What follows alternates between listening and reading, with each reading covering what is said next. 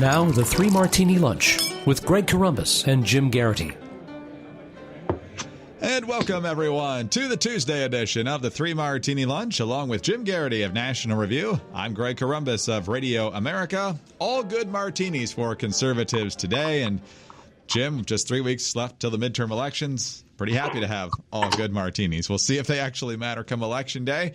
But we want to let you know that today we're sponsored by Casper Mattresses. And right now, Three Martini Lunch listeners can get $50 off towards select mattresses by visiting casper.com/lunch and using the promo code lunch at checkout. So on to the first good martini. And this is a jumping off of yesterday's crazy martini where Elizabeth Warren was declaring victory, declaring vindication, because she might be 0.09% American Indian, and we're not even really sure because the small percentages actually deal with whether she might be part Mexican or other type of Latin American. So the numbers might even be more diluted than that. But it was bad enough that the media was declaring victory. It was pretty obvious that there's not much American Indian blood inside Elizabeth Warren, but she's still declaring victory.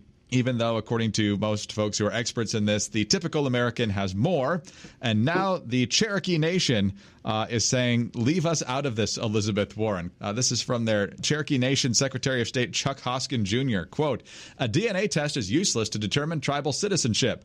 Current DNA tests do not even distinguish whether a person's ancestors were indigenous to North or South America. Sovereign tribal nations set their own legal requirements for citizenship, and while DNA tests can be used to determine lineage, such as paternity to an individual, it is not evidence for tribal affiliation.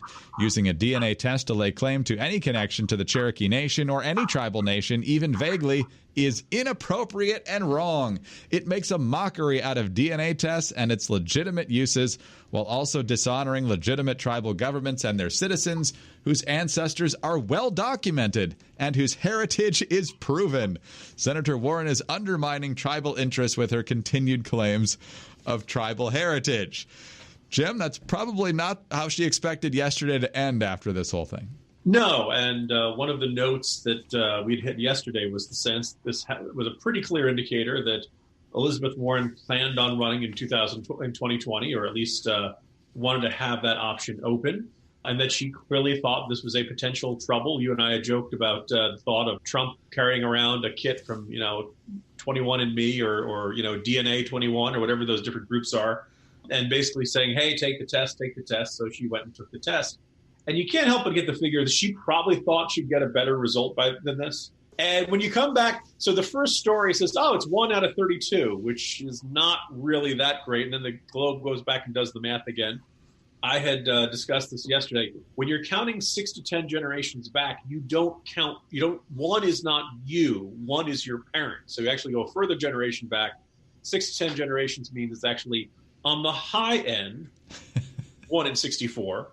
On the low end, 1 in 1,024. Really not that much. At any given moment, Greg, during the day, I am more coffee than Elizabeth Warren is Native American. But clearly she thought this was going to work out, that this was going to, she'd be able to say, ha, I showed you Trump. She taunted him about the $1 million bet and things like that. Here's the thing. Why is she worried about this? Is it possible she wanted Trump to take the bait, so to speak, and that by fighting her, Trump would be elevating her? I mean, you notice that, is it Mulvaney, whoever that Maryland congressman is who technically is running for president and has been running for 2 years, and none of us have really noticed. He's like a tree falling in the forest. Here's Mulvaney desperately wants Trump to pick on him, right? Because the moment Trump picks on you, all of a sudden, okay, well, this person must matter. This person must be important. And, you can get donations. And, elevating yourself in this sense is good news. In the way that it's going for Elizabeth Warren, it is not good news. And here's where I think this really becomes a real problem, because this put the spotlight not just on Elizabeth Warren claimed to be Native American. Elizabeth Warren was being listed as a person of color.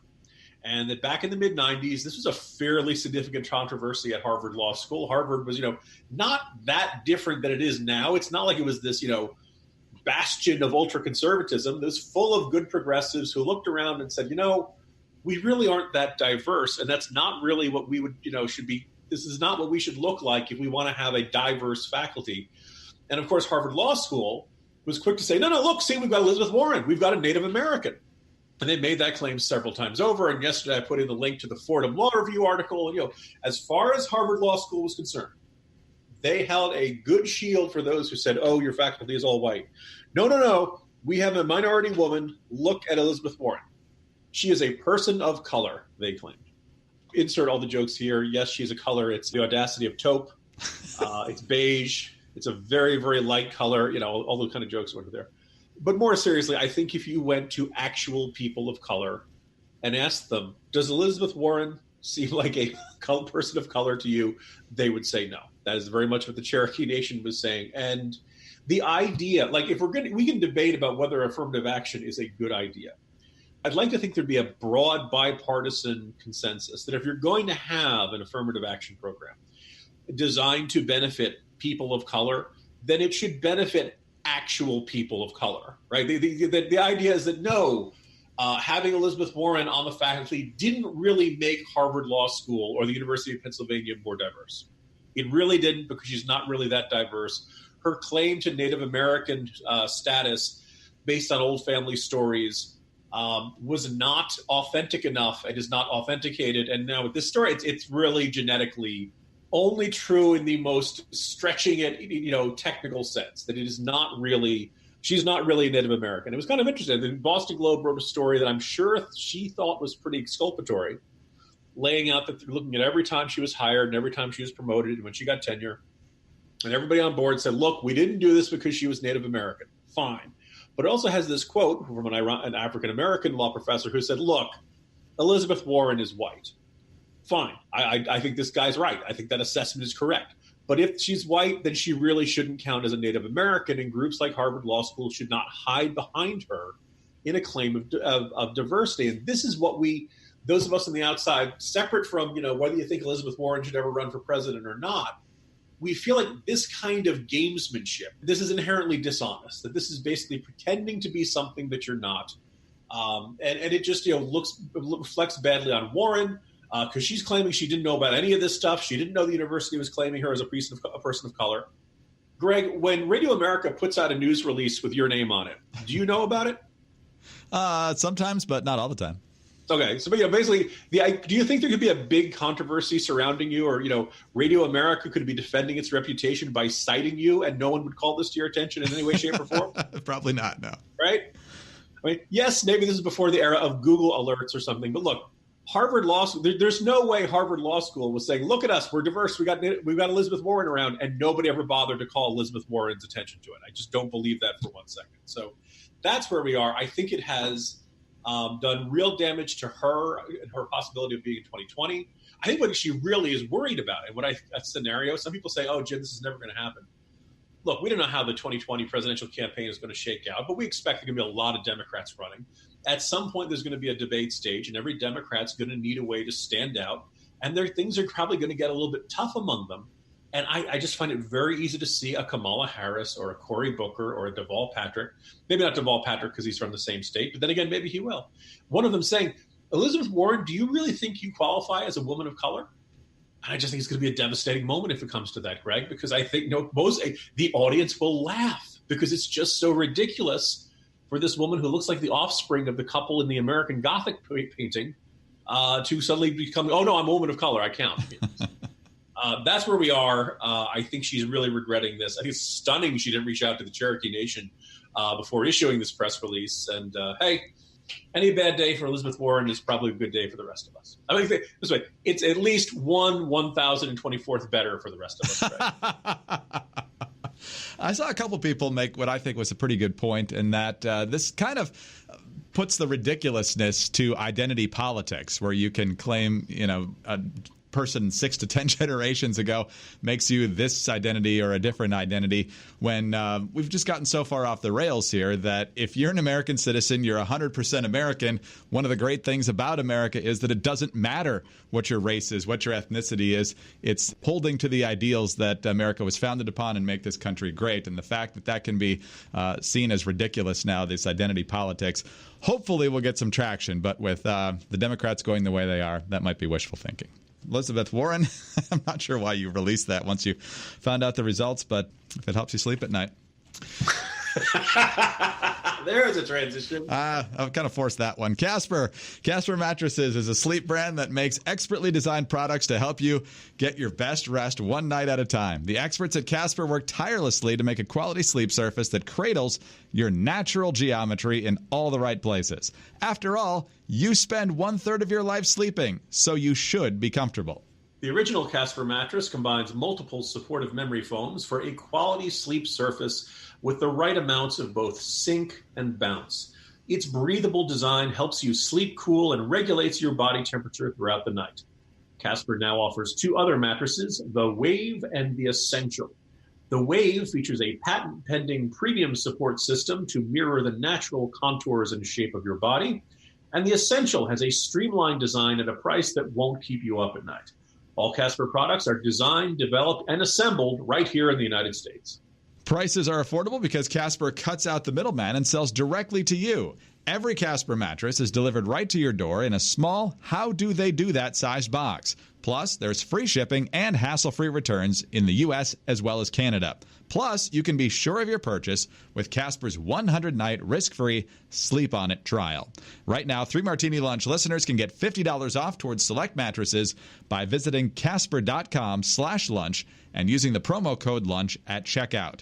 That's casper.com/lunch and use the promo code LUNCH for $50 off select mattresses.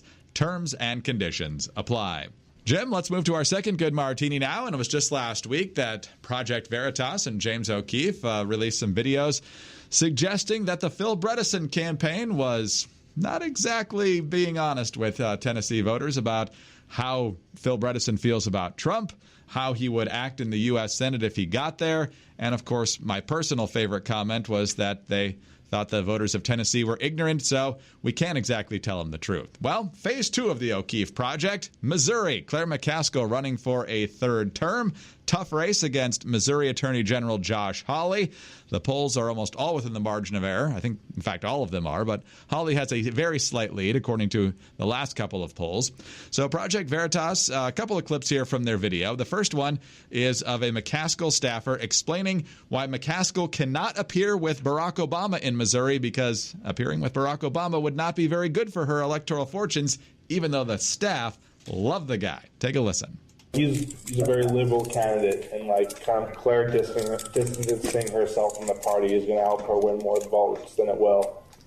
Saying oh, here's Obama, the former president of the United States, to speak on my behalf, which is unfortunate because I love Obama to pieces, and I'd love to see him come here. And they essentially have the same views on everything. Yeah, people just can't know that. People just can't know that. That's probably the key line from this video.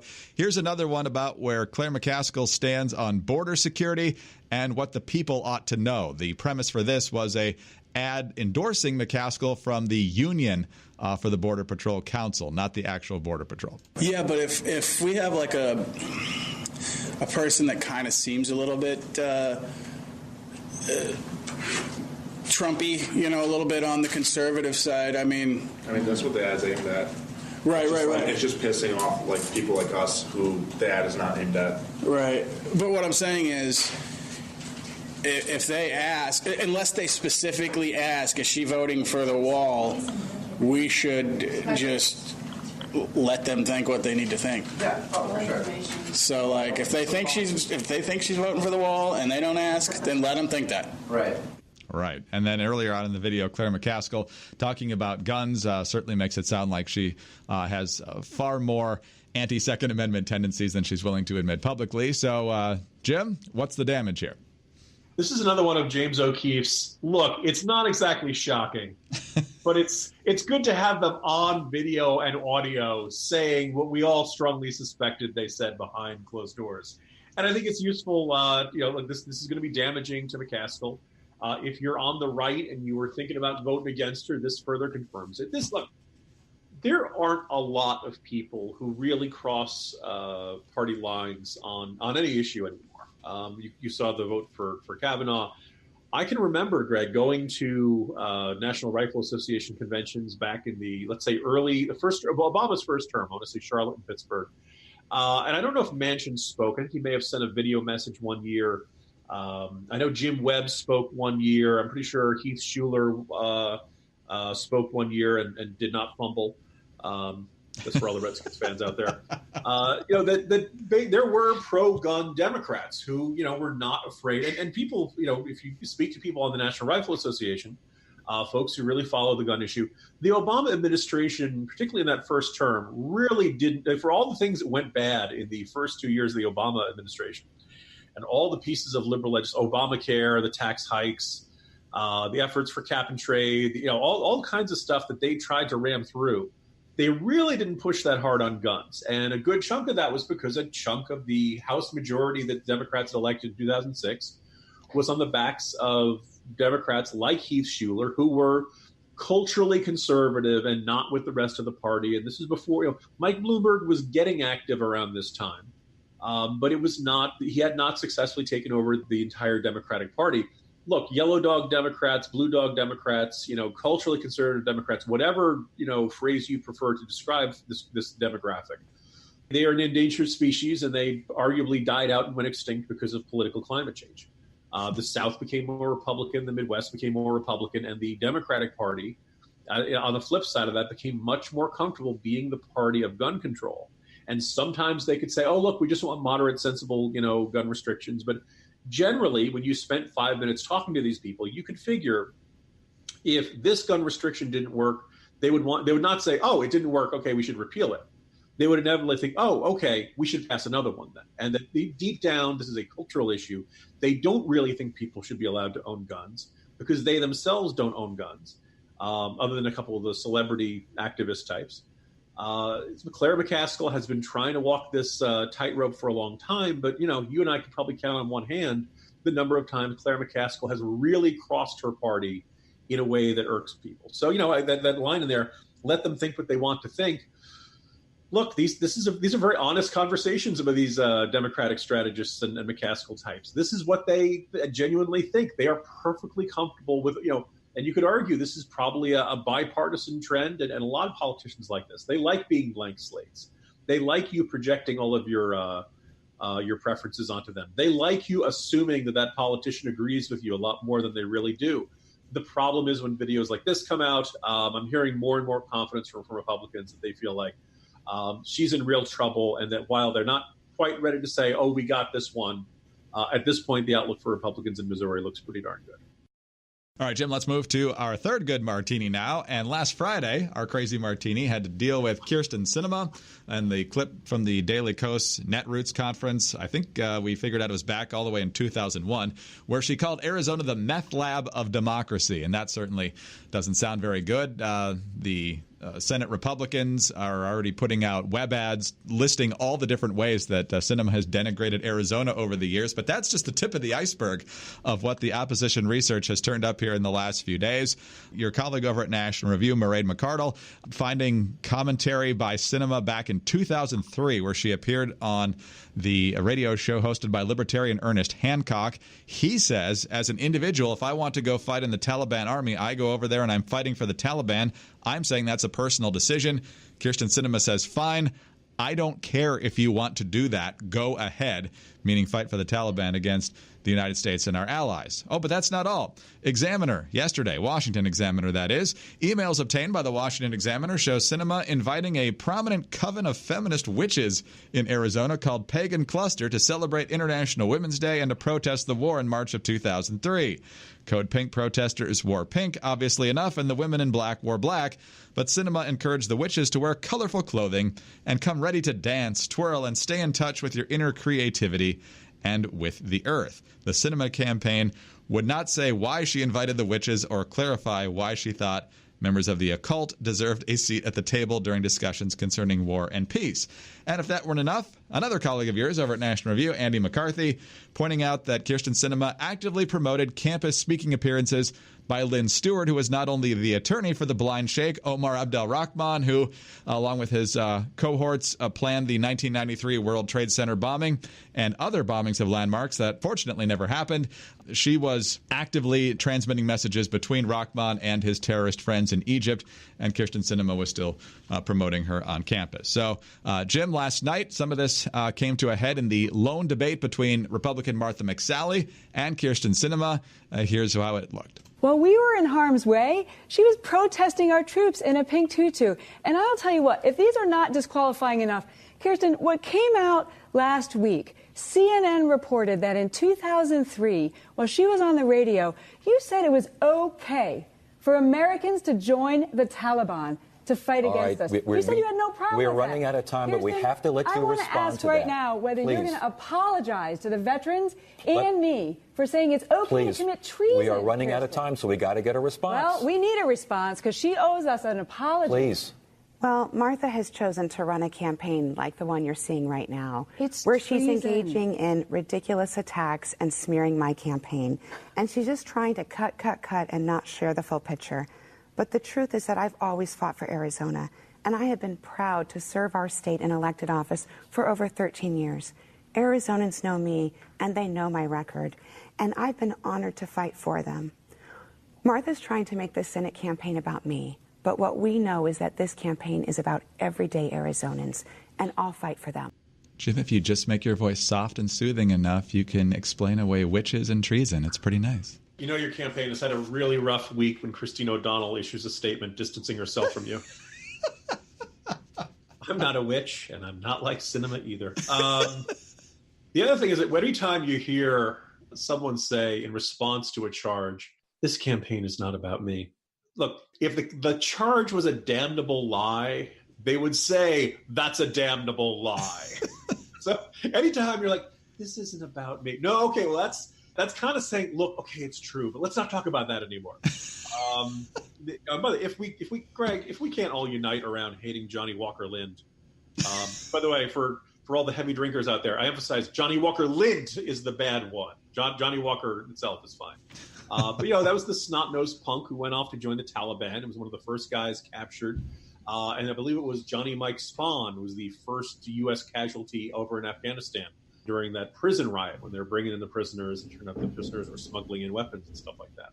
The charge was, McSally accused Sinema of treason. Well, no. What McSally said was, you said it was okay for somebody to go over there and commit treason. I don't know whether you count that as, accusation of treason by proxy, but going over and fighting for the Taliban, Greg, that's pretty much treason. I don't really think there's any, that's going off and joining the enemy doesn't count as, no, actually that's exactly what treason is.